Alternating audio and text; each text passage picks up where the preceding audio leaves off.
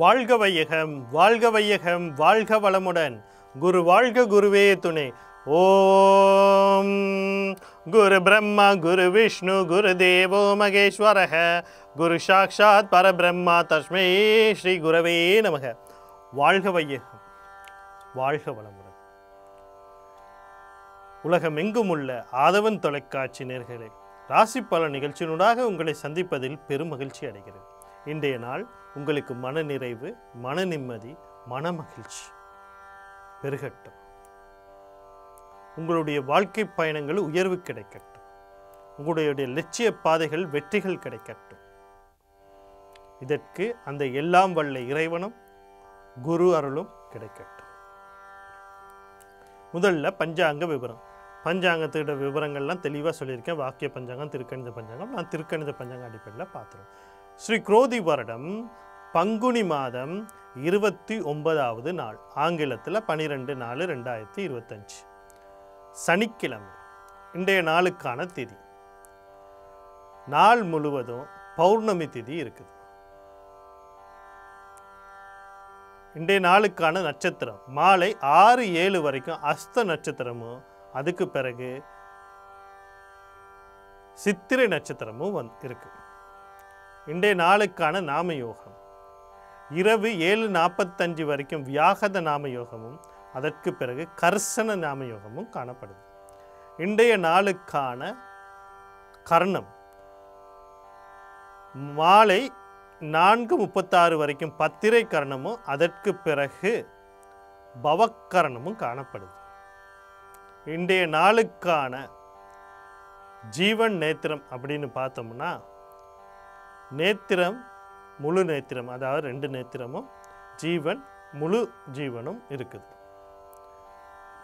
அடுத்து இன்றைய நாளுக்கான அமிர்தாதி யோகங்கள், நாள் முழுவதும் மரண யோகம் காணப்படுது. இன்றைய நாளுக்கான நல்ல நேரம் மாலை 4:30 முதல் 5:30 வரை காணப்படுது. இன்றைய நாளுக்கான ராகு காலம் 9:07 முதல் 10:39 வரை காலை நேரத்தில் காணப்படுது. இன்றைய நாளுக்கான யமகண்ட நேரம் மதியம் 1:43 முதல் 3:15 வரை காணப்படுது. இந்த நாளுக்கான குளிகை நேரம் காலை 6:03 7:35 வரைக்கும் காணப்படுது. இன்றைய நாளுக்கான சூலம் கிழக்கு திசையில் சூலம் இருக்குது. அதற்கான பரிகாரம் தைலம். கிழக்கு திசையை நோக்கி அவசியமாகவும் தேவை இருப்பவர்கள் அங்கே பயணிக்க வேணும்னா நீங்கள் தயிரை தானமாக கொடுத்துட்டு போகலாம். இன்றைய நாளில் பார்த்தீங்கன்னா பௌர்ணமி திதி. பௌர்ணமி திதினாலே தெய்வ வழிபாட்டுக்குரிய நாளாக இருக்குது. இப்போ தெய்வ வழிபாடு அப்படின்னு நம்ம சொல்லும்போது, நீங்கள் தெய்வ நிலையை நாடுறது, குலதெய்வ கோயிலுக்கு போடுறது. நான் இதுக்கு முன்னாடியும் பல தடவை சொல்லியிருக்கேன், பௌர்ணமினாலே நல்ல நாள் அப்படின்னு நம்ம எல்லாரும் சொல்லி பழகிட்டோம். ஏன்னா முழு நிலவு கிடைக்கிது. முழு நிலவு கிடைக்கிறது எல்லாம் ஓகே. அதுக்கான காரணத்தை ஒரு விஷயத்தை தெரிஞ்சுக்கொள்ளுங்க. நீங்கள் ஒரு இருட்டான ஒளி, அதாவது வெளிச்சமும் சத்தமும் போக முடியாத ஒரு ரூம் அப்படின்னு வச்சுக்கொள்ளுங்க. அதாவது சவுண்ட் ப்ரூஃப், லைட் ப்ரூஃப் அப்படின்னு சொல்லப்படுற ஒரு ரூமுக்குள்ளே இருக்கீங்க.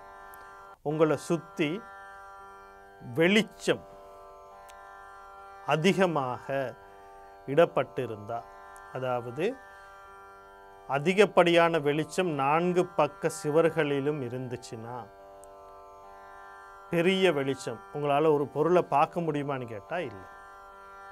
இந்த பௌர்ணமி திதி அப்படிங்கிறது அதிக வெளிச்சத்துக்குரிய நாள். இப்போ செயல்பாடுகள்லாம் ஒரு விதத்தில் நன்மையாக இருந்தாலும், இந்த திதியில் பிறக்கிறவங்களுக்கு அதிக வெளிச்ச காரணமாக அவர்களோட வாழ்க்கையை தெளிவாக நடத்த முடியாது அப்படிங்கிறது ஜோதிடத்தில் இருக்கிற ஒரு விஷயம். அப்போ எப்போவும் பௌர்ணமி திதி அப்படிங்கிறது நல்ல நாள். தெய்வ வழிபாட்டுக்கு, குலதெய்வ வழிபாடு, தெய்வ வழிபாட்டுக்கு செய்யுங்க. ஒரு தெய்வத்தை இந்த பௌர்ணமி திதியில் ஆரம்பித்து ஒரு 12 பௌர்ணமி தொடர்ந்து அதுக்கு வழிபாடுகளை செய்துட்டு வாங்க. அந்த தெய்வத்தினுடைய முழு அனுக்கிரகமும் உங்களுக்கு கிடைக்க ஆரம்பிக்கும். அடுத்து இன்றைய நாளுக்கான ராசி பலன். நான் எப்போவும் உங்களுக்கு தெளிவாக சொல்லிட்டு வரேன், ராசியை மட்டும் பார்க்காதீங்க. ராசி பலன் நம்ம சொன்னதுக்கு என்ன, லக்னத்தையும் தெரிஞ்சுக்கொள்ளுங்க.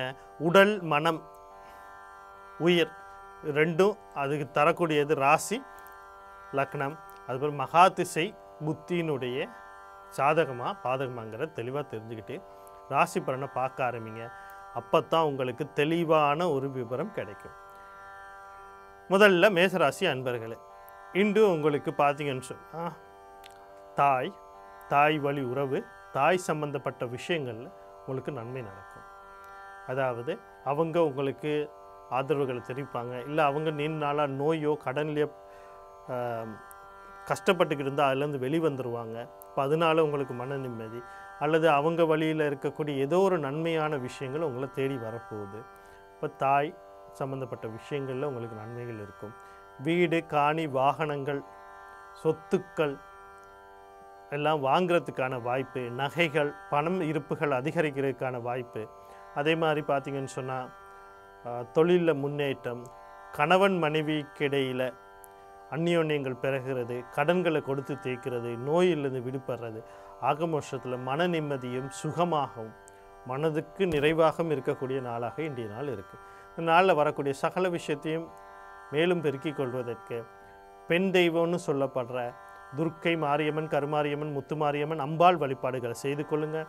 அதோட குலதெய்வம் கர்ணநாதன், யோகாதிபதி வழிபாடுகளையும் செய்து கொள்ளுங்கள். அடுத்து ரிஷப ராசி நேயர்களே, இன்றைய நாள் உங்களுக்கு எப்படி இருக்குதுன்னு சொல்லி பார்த்தீங்கன்னு சொன்னால், உங்களுடைய முயற்சிகள், உங்களுடைய பயணங்கள், இந்த விஷயத்துலலாம் கொஞ்சம் கவனமாக இருங்க, பொறுமையாக இருங்க.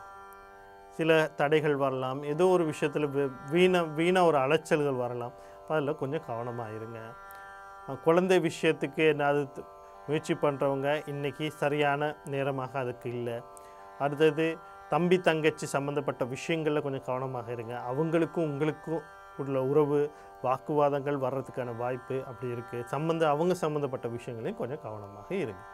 இப்போ இந்த நாளில் வரக்கூடிய சகல விஷயத்தையும் உங்களுக்கு நன்மையாக மாற்றி அமைத்து கொள்வதுக்கு செவ்வாய் பகவான் வழிபாடு, புத பகவான் வழிபாடு, அதோட குலதெய்வ வழிபாடு, கர்ணநாதன் வழிபாடு, யோகாதிபதி வழிபாடுகளையும் செய்து கொள்ளுங்கள். அடுத்து மிதுன ராசி நேயர்களே, நீங்கள் இன்றைக்கி கவனம் செலுத்த வேண்டிய விதத்தில் குடும்ப சம்மந்தப்பட்ட விஷயங்களில் ரொம்ப கவனமாக இருங்க. உங்களை பெற்றோர்கள், நீங்கள் பெற்றவர்கள், நீங்கள் கட்டிக்கவர், உங்கள் கூட பிறந்தவர், இப்படி யார் குடும்பம்னு சொல்லி இருக்கீங்களோ அவங்க சம்மந்தப்பட்ட எல்லா விஷயத்துலையும் கொஞ்சம் கவனமாக இருங்க. அதே மாதிரி சொல்லப்போனால் உங்களுடைய வார்த்தைகள், பிரயோகங்கள், அந்த விஷயத்துலையும் கொஞ்சம் கவனமாக இருங்க. வாக்குவாதங்கள் வந்துச்சுன்னு சொன்னால் எடுத்தோன்னே கவுத்தோன்னு சொல்லிட்டு ஒரு வார்த்தையை அடித்து விட்டுறாதீங்க.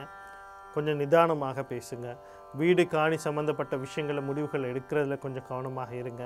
தாயினுடைய சாய் சம்மந்தப்பட்ட விஷயங்களை கொஞ்சம் கவனமாக இருங்க. கணவன் மனைவி சம்மந்தப்பட்ட விஷயத்தில் மிக கவனம். வார்த்தை பிரயோகங்கள், வாக்குவாதங்கள் வரும்போது அதை மாற்றி சொல்லுங்கள். ஏன்னா இன்றைக்கி வர்றதுன்னா, இந்த ஒரு வாக்குவாதம் வருதுன்னா அது உங்களால் தான் வருதுன்னு அர்த்தம். அப்போ அதை நீங்கள் சமாளிக்கிறதுக்கோ அதை சரி பண்ணுறதுக்கும் உங்களுக்குள்ளே விஷயங்களை சரியாக செய்து கொள்ளுங்கள். இந்த நாளில் வரக்கூடிய சகல விஷயத்தையும் நன்மையாக மாற்றி அமைத்துக் கொள்வதற்கு நீங்கள் புத பகவான் வழிபாடு, மகாவிஷ்ணு வழிபாடு, குலதெய்வ வழிபாடு, கர்ணநாத வழிபாடு, யோகாதிபதி வழிபாடுகளையும் செய்து கொள்ளுங்கள். அடுத்து கடக ராசி நேயர்களே, இன்று உங்களுக்கு எப்படி இருக்குன்னா ஒரு யோகமான நாள். உங்கள் முயற்சிகளுக்கு வெற்றி, மனதுக்கு நிம்மதி, உங்களுடைய திறமைகளுக்கு ஒரு அங்கீகாரம், அதுக்கான ஒரு மேடை, உங்களுடைய தம்பி தங்கைகள் உங்களோட இருந்த கருத்து வேறுபாடுகளாம் தீர்ந்து உங்களோட ஒற்றுமை, உங்களுக்கான ஆதரவுகளை அளிக்கக்கூடிய நாள். அவர்களுக்கு ஏதாவது நன்மைகள் செய்வது, வீடு, அதாவது அவர்களுடைய தொழில், கல்வி, திருமணம், வாழ்க்கை, இப்படி சம்மந்தப்பட்ட பல விஷயங்களை நீங்கள் ஏதாவது ஒரு முயற்சிகளை எடுக்கிறதா இருந்தால் அந்த முயற்சிக்கான சரியான வழியாக இன்றைய நாள் இருக்கிறது. அப்போ இந்த நாளில் வரக்கூடிய சகல விஷயத்தை மேலும் நன்மையாக மாற்றி அமைத்து கொள்வதற்கு கடக ராசியின் ராசி அதிபதிங்கிற சந்திர பகவான், அவருடைய அதிபதிங்கிற சந்திர சூடேஸ்வரங்கிற சிவபெருமான் அல்லது பெண் தெய்வங்களை நீங்கள் வழிபாடுகள் செய்து கொள்ளுங்கள். அது முக்கியமாக ஆதிபராசக்தி, அதே மாதிரி செவ்வாய் பகவான் வழிபாடு, முருகப்பெருமான் வழிபாடு, கர்ணநாதன் வழிபாடு, யோகாதிபதி வழிபாடு, குலதெய்வ வழிபாடுகளை செய்து கொள்ளுங்கள். இதனால் வரக்கூடிய சகல நன்மைகளும் பெருக்கிக் கொள்ளலாம். அடுத்து சிம்ம ராசி நேயர்களே, இன்று நீங்கள் கவனமாக இருக்க வேண்டிய விஷயங்கள், ஏற்றுமதி இறக்குமதி வியாபாரம் செய்பவர், கடல் கடந்து வியாபாரம் செய்பவர்கள், அதே மாதிரி செலவுகள் செய்வது மூலமாக இந்த செலவுகள் தேவையாங்கிறது கவனமாக சிந்தித்து செய்யுங்க. குடும்ப சம்பந்தப்பட்ட உறுப்பினர்கள் இடையிலே கொஞ்சம் வாக்குவாதங்கள் அதெல்லாம் வரலாம். அதெல்லாம் அந்த விஷயங்கள் கொஞ்சம் கவனமாக இருங்க. கையில் இருக்க இருப்புகள் சேமிப்புகள் செலவழிகிறதுக்கான வாய்ப்புகள் இருக்குது. ஏன்னா இன்றைக்கு ஏற்படக்கூடிய செலவு ஒரு விரயமாக இருக்குங்க. அதனால் ஒரு செலவு செய்கிறதுக்கு முன்னாடி அது யோசிங்க, இந்த தேவையா, அவசியமாக, இது பயன்படுமா அப்படிங்கிற தெளிவாக முடிவு பண்ணி அந்த செலவுகளை செய்யுங்க. இல்லைன்னா அந்த செலவுகள் விரயமாக தூக்க இன்மை பிரச்சனைகள் இன்றைக்கி கொஞ்சம் வரலாம். அதனால் தூங்குறதுக்கு முன்னுக்க இந்த மொபைல் ஃபோன்ஸ், தொலைபேசிகள், மொபைல் ஃபோன், கணினி, இந்த மாதிரி எலக்ட்ரானிக் சம்மந்தப்பட்ட ஐட்டம், அதாவது கருவிகளை உபயோகிக்காமல் ஒரு 30 நிமிடங்கள் கொஞ்சம் அமைதியாக இருந்து அதுக்கு பிறகு உறக்கத்துக்கு செல்லும் போது உங்களுக்கு நல்ல ஒரு உறக்கம் கிடைக்கும். அப்போ இன்றைக்கி உறக்கத்தில் கொஞ்சம் கவனம் செலுத்துங்க. அதே மாதிரி உடலில் இருந்து கழிவுகள் வெளியேறது அதெல்லாம் இன்றைக்கி கொஞ்சம் அதிகமாக இருக்கலாம். அதாவது சொல்லப்போனால் அடிக்கடி வாஷ்ரூம், அதாவது இதுகளுக்கு போக வேண்டிய அவசியங்கள் இருக்கலாம்.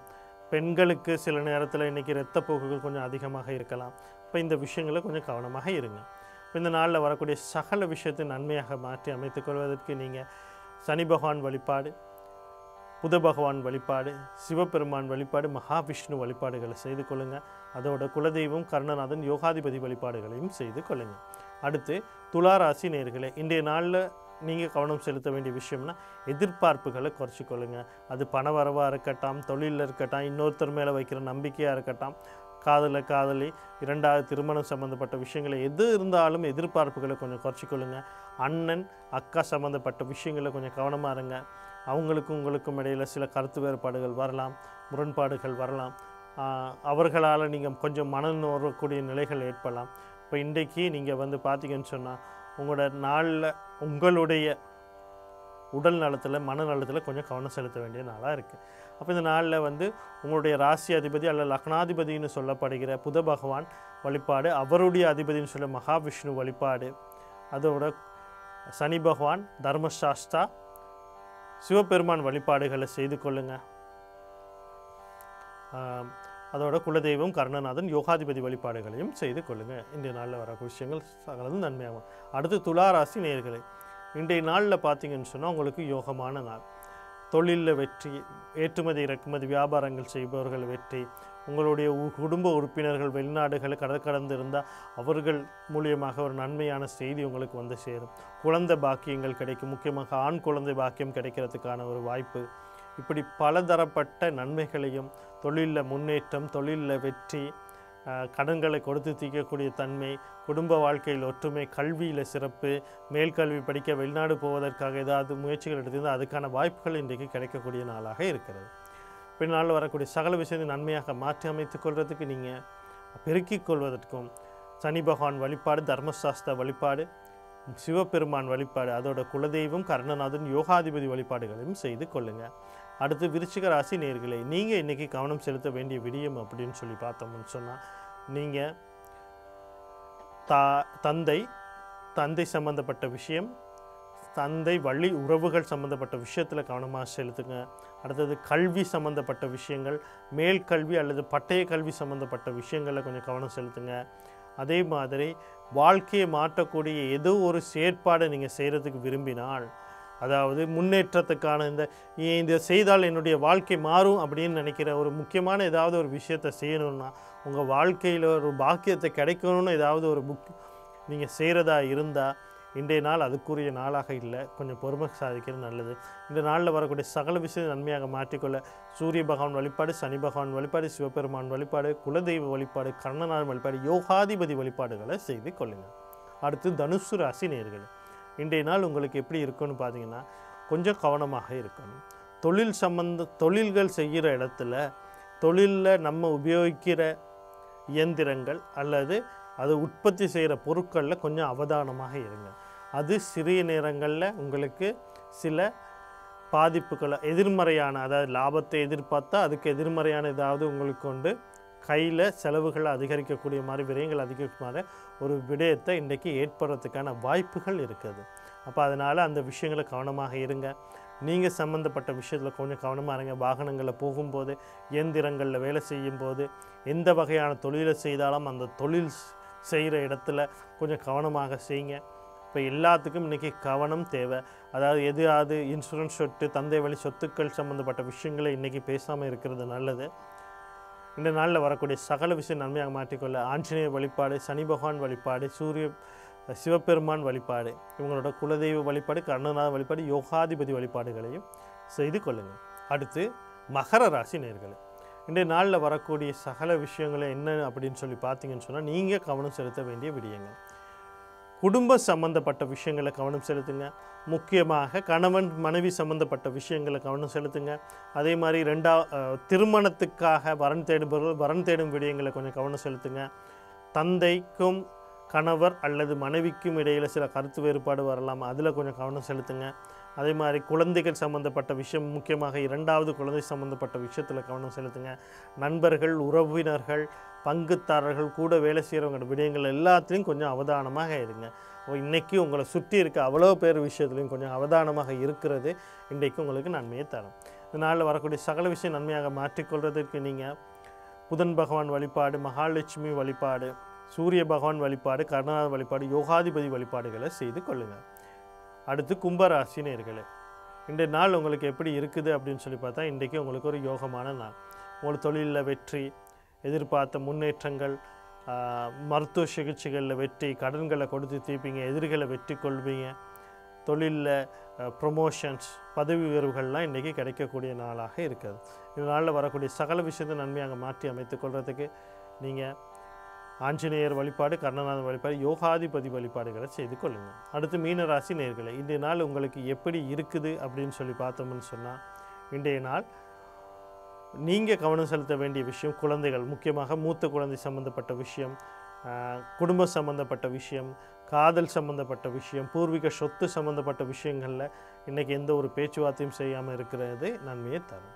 மற்றது அதிகமான களியாட்டங்கள், செலவுகள், பாட்டிகள், சினிமாக்கள், இதுக்கெல்லாம் போகிறத கொஞ்சம் ஆலோசனை செய்வது நன்மையை தரும்.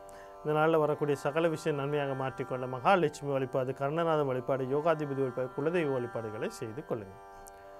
அடுத்து இன்றைய நாளுக்கான நச்சிந்தனையை பார்ப்போம்.